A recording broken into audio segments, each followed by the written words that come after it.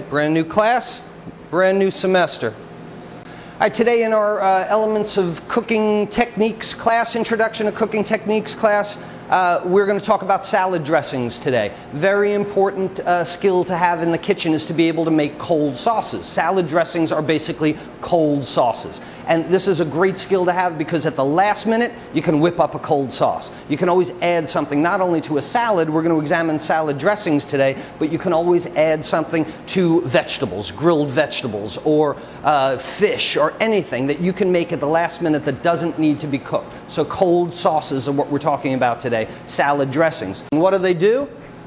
The purpose of them is to flavor, moisten, and enrich.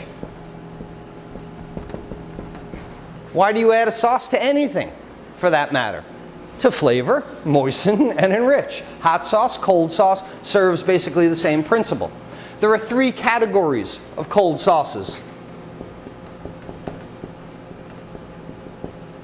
Anytime I start writing three categories, we have a list of something that's primed for a question on a test. Trust me. First is oil and vinegar dressings. Oil and vinegar dressings, we call them vinaigrettes. V-I-N-A-I-G-R-E-T-T-E, vinaigrette. Learn how to spell that word. It'll pop up again and again, vinaigrette. I see it misspelled on menus all over the world. Well, not the world. Always misspelled. First, oil and vinegar, vinaigrettes. Second, mayonnaise.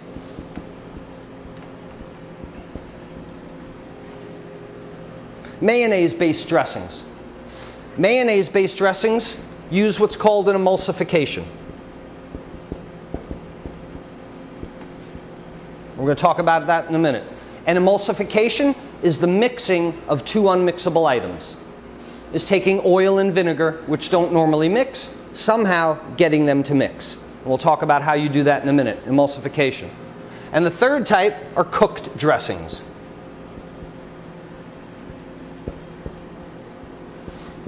Cooked dressings. I just said these are cold sauces, so why do I put the word cooked dressing in there? Well, one of the things that we need with any kind of sauce is for it to stick to the food, right? You don't want to put a sauce on food or on your salad and then it's all on the bottom of the plate. You ever get a plate in a restaurant like that? You're finished with your food and all this sauce sloshing around because it's not thick enough. It hasn't stick to food. A cooked dressing is going to be cooked on the stove and chilled so that it will stick to food. Really what we want to do is use that heat to thicken it. And what I'm going to show you today, what you'll be doing with a white French dressing, is using a cornstarch slurry to thicken some liquid. Let's talk about basic ingredients in a dressing.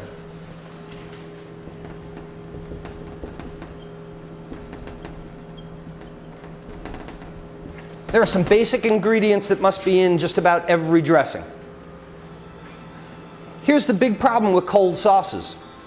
The big problem is that the flavors are not altered by heat.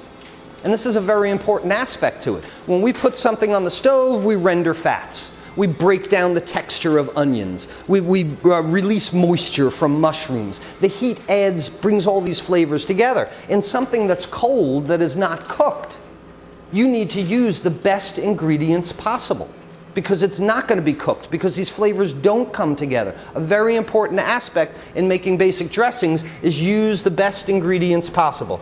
Use best ingredients. That sounds like a test question also.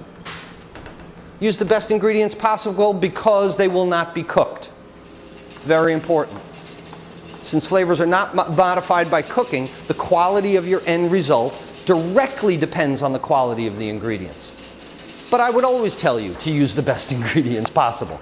Not like, you don't have to worry about that. You can use some crappy ingredients for that. But the point here is that the cooking will not change the essence or flavors of the ingredients because a cold sauce has no cooking. Most dressings are primarily oil, acid, and flavor, or seasoning.